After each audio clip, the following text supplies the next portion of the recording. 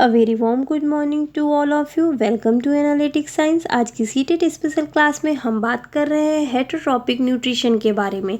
Heterotrophic nutrition में कुछ point हमें पहले से ही क्लियर है। हेटरोट्रॉपिक ऑर्गेनिज्म डायरेक्टली और indirectly obtain energy from autotrophs, means कि जो हेटरोट्रॉपिक ऑर्गेनिज्म होते हैं वो प्रत्यक्ष या अप्रत्यक्ष रूप से अपनी ऊर्जा के लिए ऑटोट्रॉफ्स पे डिपेंड होते हैं, या आप सीधे से कह सकते हैं कि पौधों पर, प्लांट पर डिपेंड होते हैं। अगर हम टाइप ऑफ हेटरोट्रॉपिक न्यूट्रिशन की बात करें तो heterotrophic it can be holozoic, it can be saprophytic, it can be parasite या पैरासिटिक। ठीक है, अब हम सबसे पहले बात करते हैं किसकी, होलोजोइक न्यूट्रिशन के बारे में। Holozoic nutrition means animal taken in solid food and break down inside the body. इसमें जो भी ऑर्गेनिजम्स होते हैं, जो भी एनिमल्स आएंगे, ये सॉलिड फूड इनटेक करते हैं और इनमें जो डाइजेशन की प्रोसेस होती है वो कहाँ पर होती है, इनसाइड द बॉडी। कहाँ पर होती है, इनसाइड द बॉडी। ठीक है, बेस्ट एग्जाम्पल आपके एनिमल्स होने के साथ साथ अमीबा में भी होलोजोइक न्यूट्रिशन होता है। तो एक नंबर का क्वेश्चन तो यही बन गया आपसे कि अमीबा में न्यूट्रिशन का मोड कैसा है। तो अमीबा में जो न्यूट्रिशन का मोड है वो है होलोजोइक न्यूट्रिशन। ठीक है, नेक्स्ट पॉइंट की अगर हम बात करें तो सैप्रोफिटिक न्यूट्रिशन है। इसमें जो ऑर्गेनिजम्स आते हैं, जैसे कि अगर हम डायरेक्टली फंजाई की बात करें तो फंजाई में न्यूट्रिशन का मोड कैसा है, ये हमेशा अपना जो फूड है वो सड़े गले पदार्थों से, मृत पदार्थों से ऑब्टेन करते हैं। तो organism feed on dead and decaying matter is called saprophytic. ये जो इसमें जो ऑर्गेनिजम्स आते हैं ये सड़े गले पदार्थों से अपना फूड जो है वो ऑब्टेन करते हैं, और इसमें फंजाई बेस्ट एग्जाम्पल में आता है। नेक्स्ट पॉइंट की तरफ अगर हम मूव करें तो नेक्स्ट पॉइंट हमारा है parasitic nutrition. Parasitic nutrition, parasite सबसे पहले अगर हम देखें, पैरासिटिक न्यूट्रिशन में an organism lives on inside or outside another living organism and derived is its food। यहाँ पर जो पैरासिटिक ऑर्गेनिजम्स होते हैं वो किसी दूसरे लिविंग ऑर्गेनिज्म पे डिपेंड होते हैं अपने फूड के लिए। ठीक है, अब उसमें सबसे पहला जो पॉइंट आता है वो आता है पैरासाइट्स। ठीक, सबसे पहले हम देखेंगे पैरासाइट्स क्या होते हैं। The organism that derive food from the other living organism is called parasite. वो ऑर्गेनिज्म जो अपने फूड के लिए दूसरे ऑर्गेनिज्म पे डिपेंड है, दूसरे ऑर्गेनिज्म पे आश्रित है, उसे हम कहते हैं पैरासाइट। उसे हम क्या कहते हैं, पैरासाइट। पैरासाइट या तो बॉडी के अंदर हो सकते हैं या बॉडी के बाहर हो सकते हैं। पैरासाइट लिव्स इनसाइड और outside another organism and derives nutrition from it। ठीक है, नेक्स्ट इसी का एक पॉइंट होता है होस्ट। आप पैरासाइट्स क्लियर हैं कि पैरासाइट क्या है, कि वो ऑर्गेनिज्म जो फूड के लिए किसी और लिविंग ऑर्गेनिज्म पे डिपेंड है उसे हम कहते हैं पैरासाइट। जिस ऑर्गेनिज्म पे वो फूड के लिए डिपेंड है उस ऑर्गेनिज्म को कहते हैं होस्ट। ऑर्गेनिज्म फ्रॉम हुम food is derived is called host, या फिर आप उसे मेज़बान भी बोल सकते हैं हिंदी में। ठीक है, अब पैरासाइट जो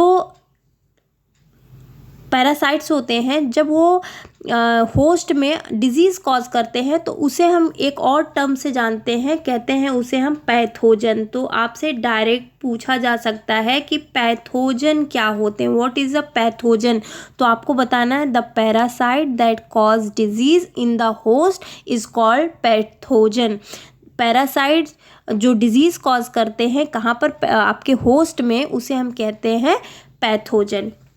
देखिए, एक सिंपल सी बात मैं यहाँ चलते चलते बताना चाहूँगी आप लोगों को कि अगर हम पैरासाइट की बात करें, मैंने यहाँ लिखा हुआ है इनसाइड और outside of the body. Parasites body के अंदर भी हो सकते हैं और बाहर भी हो सकते हैं। सिंपली अगर मैं आपसे कहूँ तो पैरासाइट्स दो टाइप से हम डिफ्रेंशिएट कर सकते हैं। Parasite can be two type, ectoparasite and endoparasite. जो इनसाइड द बॉडी होगी, इंटरनल जो पैरासाइट होगा उसे हम इंडोपैरासाइट कहते हैं, और जो आउटसाइड होगा उसे हम कहते हैं एक्टोपैरासाइट। एग्जाम्पल में फटाफट यहाँ पर आप एक्टोपैरासाइट की अगर हम बात करें तो यहाँ पर आप मॉस्किटोज ले सकते हैं, और इंडोपैरासाइट की अगर हम बात करें तो आपका जो प्रोटोजोन जो भी डिजीज़ होगा या फिर आपके वायरल जो भी डिजीज़ होगा उसे हम इंडोपैरासाइट में रख सकते हैं। ठीक है, आगे बढ़ते हैं।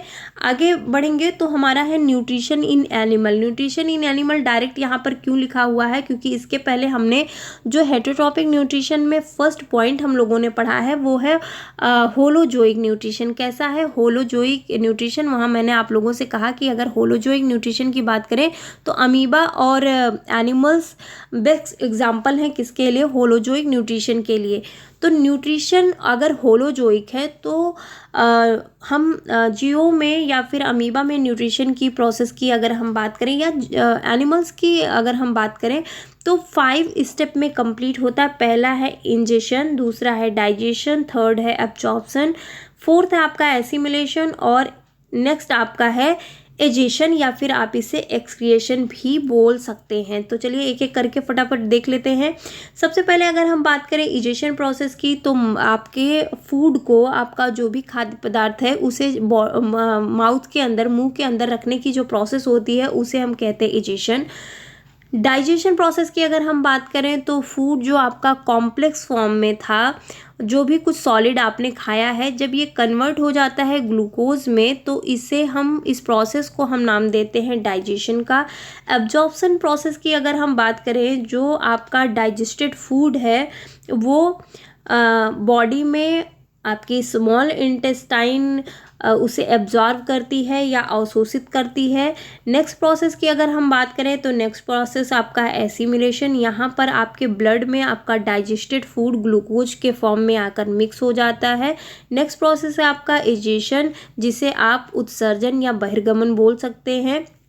जो भी अनडाइजेस्टेड फूड है, जो भी अपचित खाद्य पदार्थ है, वो आपके बॉडी से रिमूव होने की जो प्रोसेस है, आपकी बॉडी से बाहर निकलने की जो प्रोसेस है, उसे हम कहते हैं उत्सर्जन या फिर एक्सक्रिएशन या फिर एजेशन। ठीक है, अब क्योंकि अमीबा में होलोजोइक न्यूट्रिशन है तो हम अब बात करेंगे अमीबा के पोषण के बारे में कि अमीबा में होलोजोइक न्यूट्रिशन किस तरीके से कंप्लीट होता है। आइए देखते हैं। क्योंकि amoeba has holozoic nutrition, solid food particles या solid particles are ingested which react with enzyme and are digested. ठीक है, आपका अमीबा कैसा है? एक सर्वाहारी जीव है या ओमनिवोर्स है। ठीक है, न्यूट्रिशन की जो प्रोसेस है वो 5 स्टेप में कंप्लीट होगी। वो 5 स्टेप कौन कौन से होंगे? एजेशन से लेके एक्सक्रिएशन तक की process, ingestion, digestion, absorption, assimilation, excretion, ये 5 प्रोसेस भी आपके अमीबा में होनी है। चलिए देख लेते हैं फटाफट। यहाँ से पॉइंट्स आप नोट करते रहिएगा। अमीबा में न्यूट्रिशन का मोड कैसा है? अमीबा में न्यूट्रिशन का मोड है होलोजोइक। किस तरीके के? क्योंकि होलोजोइक न्यूट्रिशन में सॉलिड फूड पार्टिकल्स इनटेक किया जाता है, बॉडी के अंदर डाइजेशन की प्रोसेस होती है, ब्रेकडाउन जो हमारे फूड का होता है वो इनसाइड द बॉडी होती है। इस डाइजेशन की प्रोसेस में एंजाइम्स हेल्प करते हैं। अमीबा कैसा एनिमल है? अमीबा आपका ओमनिवोर्स एनिमल है, मीन्स सर्वाहारी है। ठीक है, नेक्स्ट प्रोसेस की तरफ अगर हम मूव करें तो नेक्स्ट प्रोसेस हमारा क्या है? नेक्स्ट प्रोसेस है digestion in amoeba. Digestion in amoeba की बात करें तो पहला जो स्टेप है वो है इजेशन प्रोसेस।